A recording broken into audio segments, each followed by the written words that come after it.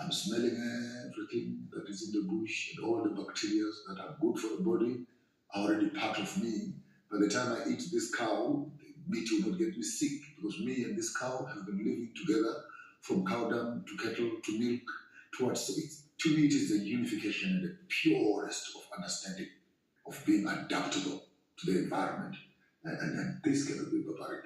This is actually the highest form of science, which has not been studied.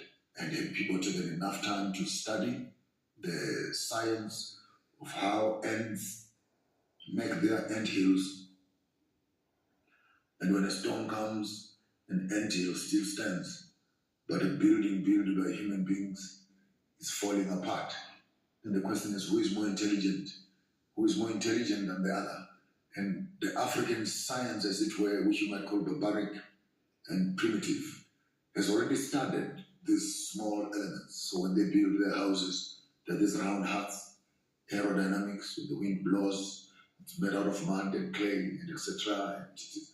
It cannot be barbaric. It is the weakest link is actually our academic institutions, because they've not been able to walk to these indigenous knowledge systems and then translate them into technology, so that we could begin building cities that look like villages, using materials that look like villages. And in that, we will have been able to translate the knowledge of our ancestors into modernity and create a more sustainable environment.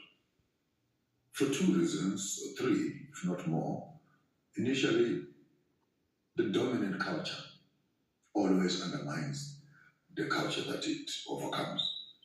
And you want your God, your way of doing things, to become the way the people are doing things, because otherwise you're going to end up with tension.